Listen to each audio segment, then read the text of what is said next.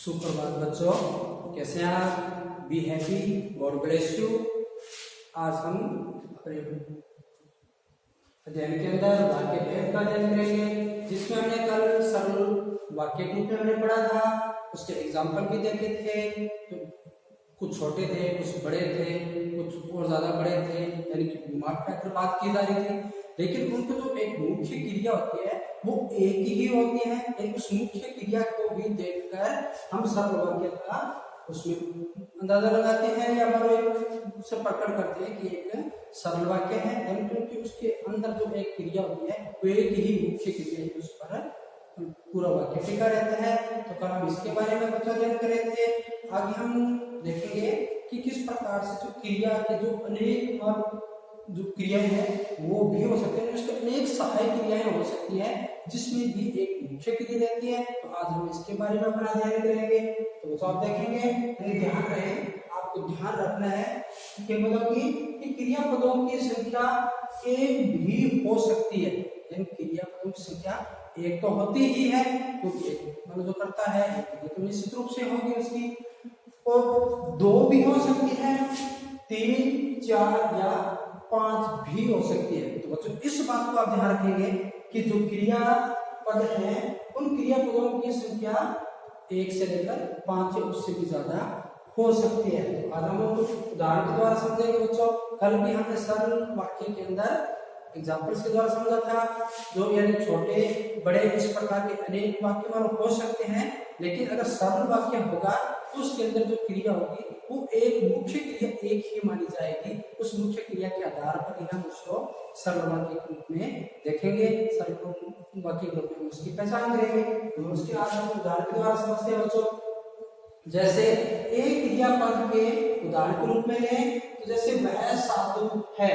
तो बच्चों यहाँ पर हम इसका अगर पहचान करें तो है यानी कि बता रहा है, यानी है मुख्य क्रिया, यानी वह साधु क्वेश्चन कर रहा है, प्रश्न बन रहा है बच्चों। क्योंकि जब आपने है दे दिया तो एक सरल वाक्य के रूप में उसकी पहचान हो रही है, क्योंकि है भी एक बच्चों क्रिया होती है, यानी है इस तरह की क्रियाएं होती है। ये आपको बहुत बार भी आपको बताया भी है कि अगर एक वचन की बात की जाए, एक वचन अगर क्रिया की बात की जाए तो है होता है, और अगर बहुवचन की बात की जाए, बहुवचन की बात की जाए तो हम उसके ऊपर अनुस्वार का प्रयोग करते हुए हैं के रूप में बताते हैं। यह एक वचन है और बहुवचन है।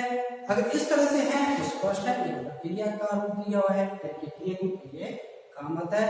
तो आपको समझ में आ गया होगा कि है भी होता है, ये भी एक क्रिया का रूप कार्य करता है, क्रिया के रूप में होता है। आगे हम चलें, वह साधु है, वह फुटबॉल खेला, यानी इस प्रकार से जो खेला है ये भी एक मुख्य क्रिया है इसकी, यानी एक क्रिया, यानी एक वाक्य के अंदर एकमात्र क्रिया। और बच्चा और हंसा तो ये भी एक क्रिया है। आगे चले, यानी एक क्रिया के पदों के रूप में पहचान हो रही है बच्चों, उदाहरण के रूप में देखा हो। आगे हम चले दो क्रियापदों के उदाहरण के रूप में, तो वह विद्यालय जाता है, यानी वह विद्यालय जाता है। ये इस प्रकार से आ रहा है क्योंकि पहले है थे हम उसे भी एक क्रिया मान रहे थे, और अब जाता है ये भी क्रिया हुई, यानी कि जाता है मतलब दो क्रिया है, यानी कि दो क्रिया का प्रयोग इस वाक्य में हुआ है। तो ये दो क्रिया वाला वाक्य हुआ। फिर आगे चले हम 2 नंबर के अंदर, बच्चा रोज रोता था, यानी कि था है ये भी क्रिया है, और रोता यानी रोना ये भी क्रिया है। तो यहाँ पर रोता था ये दो क्रिया ही हुई, दो क्रिया वाला वाक्य हुआ। फिर आगे हम चले 3 नंबर के अंदर, लोग इस बात पर हंसते होंगे, तो हंसते होंगे दो क्रिया हुई। 3 क्रिया पदों के अगर उदाहरण के रूप में देखें तो इस वाक्य को हम देखते हैं, वह खाता जाता है, तो है भी क्रिया थी, जाता भी क्रिया है, और खाना यानी खाता है रूप में भी है, ये भी क्रिया है, यानी खाता जाता है। ये 3 क्रियाएं हुई, ये भी एक सरल वाक्य है। इनके अंदर भी बच्चों एक मुख्य क्रिया भी रहती है, जैसे आपने देखा वह साधु है, तो इस प्रकार से तो यहाँ पर कहेंगे वह है, अगर बना तो भी एक वाक्य है, सरल वाक्य है। और फिर कहते वह खाता है तो भी सरल वाक्य है, या हम कहते वह जाता है, तो भी एक सरल वाक्य हो जाएगा। तो यहाँ पर आपको बच्चों समझ में आ रहा होगा कि क्रियाएं जो कितनी क्यों न हो, ये जो वाक्य है ये एक सरल वाक्य हमें दर्शा रहा है। यानी कि एक मुख्य क्रिया, इसमें एक मुख्य क्रिया होती है जो अंतिम के रूप में रहती है, जो है, होगा, या जाता है, रोता था, यानी इस प्रकार के जैसे खेला, नशा, ये सारी इसकी मुख्य क्रिया जान जाती है बच्चों। अब आगे हम देखें चार क्रियाओं वाले पदों की बात करें तो चार पदों वाली क्रिया के रूप में हम देखेंगे वह दूध पिए जा रहा है, तो यानी वह यहाँ पर देखेंगे पिए जा रहा है, तो यह भी क्रिया है, रहा भी क्रिया है, जा भी क्रिया है, यानी जाना, और पिए शब्द है वो भी क्या है, क्रिया है, यानी कि 1 2 3 और 4। इस प्रकार से चार शब्दों के क्रिया शब्द प्रयोग हुए हैं, तो ये भी चार क्रिया वाला पद है, ये वाक्य है। आगे 2 नंबर में देखें वह भागता जा रहा है, वह, रहा, जा, भागता, ये सारी क्रियाएं हैं, ये चार क्रियाएं इसमें। और 3rd नंबर की अगर बात करें, 3rd नंबर में देखें तो डाकू दौड़ता जा रहा होगा, तो यानी एक भविष्य काल की क्रिया है। इसके हम देखें तो दौड़ता जा रहा होगा, तो इस प्रकार से तो जितने भी चारों ये क्रियाएं हैं ये भी इसके अंदर है।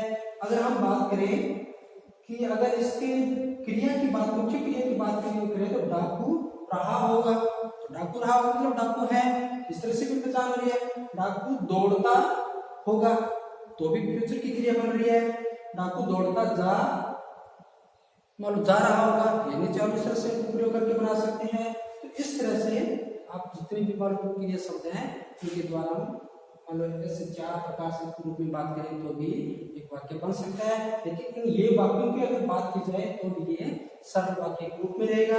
5 क्रिया के रूप में बात करें, 5 क्रियाओं की पहचान की बात करें तो वह पढ़ता चला जा रहा है। यहाँ पर देखो पढ़ता चला जा रहा, यानी कि यहाँ पर 2 4 और 5, इस प्रकार से भी 5 क्रिया हो गई। इस तरह से 5 क्रिया लगकर भी एक वाक्य बन सकता है, और वो बना वाक्य भी क्या होगा, सरल वाक्य कहलाएगा। लेकिन इसमें जो मुख्य क्रिया होगी वो एक ही कार्य करेगी, वो जो अंतिम के रूप में हम रखते हैं कि वह रहा है, तो मतलब रहा है क्वेश्चन बना। लेकिन यहाँ पर पढ़ता की बात करें, वह पढ़ता और वह पढ़ता है, तो भी एक वाक्य बन रहा है, तो भी सरल वाक्य है। इससे भी हमें पहचान हो रही है, हम पढ़ता चला जा रहा है, तो भी वही बात प्रकट हो रही है। तो इस तरह से हमें 5 भी बने लेकिन मुख्य क्रिया के साथ रहते हुए इसी वाक्य रचना हो सकती है, ये भी एक सरल वाक्य की पहचान है। फिर 2 नंबर की बात करें, मोहन हंसता हुआ चला जा रहा है, तो वो का वही वाक्य बना हुआ है। अगर हुआ का प्रयोग भी कर लिया तो अभी इसके अंदर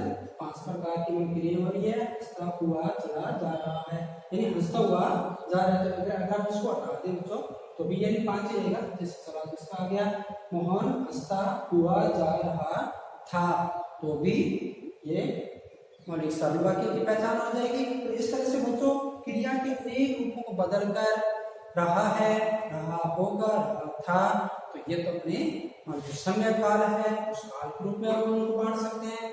भूतकाल के अंदर, भविष्य काल के अंदर और वर्तमान काल के अंदर, इस तरह से उनको बांट सकते हैं, बांट कर सकते हैं।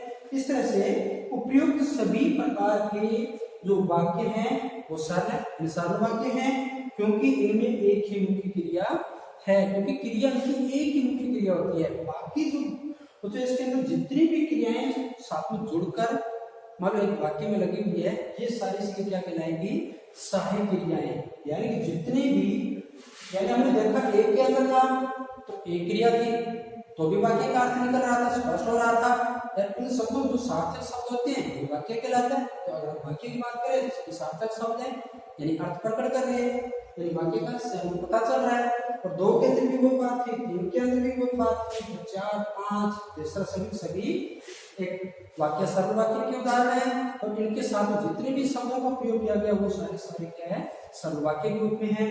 तो इनके अंदर तो बाकी जितनी भी क्रियाएं मतलब एक से लेकर आगे जितनी भी क्रियाएं मान उसके साथ में जुड़ती गई है वो सारे जो है वो उनकी सहायक क्रियाएं के रूप में होती है। ऐसे सहायक क्रियाएं वाक्य को और सरल या अर्थ यानी सार्थक और सार्थक बना देती है, वाक्य का एकदम स्पष्ट रूप से उसका प्रकट कर देती है। इस तरह से जो सहायक क्रियाएं हैं इनका प्रयोग किया जाता है। तो आपको समझ में आ गया होगा कि सरल वाक्य के अंदर एक से भी अधिक जो क्रियाएं हैं वो भी हो सकती है, एक हो सकती है, दो भी, तीन, चार या पांच भी। तो आपको समझ में आ गया होगा इस प्रकार के सहायक क्रियाएं इसलिए हुए। तो इस तरह से आपको उनको पहचान करते हुए जाना है कि कौन सी क्रियाएं सहायक और कौन सी मुख्य क्रिया है, और सभी क्रियाएं एक जैसी हैं तो सरल वाक्य के रूप में होता है। सरल वाक्य के रूप में आपको पहचान समझ में आ गई होगी। कल हम इससे आगे जो सहायक क्रियाएं लगी है इसके बारे में क्रमानुसार आगे अध्ययन करेंगे। और बच्चों आपके पूरा वर्क अपना कंप्लीट करते हुए पीछे का भी कार्य आप अपना कंप्लीट रखिए।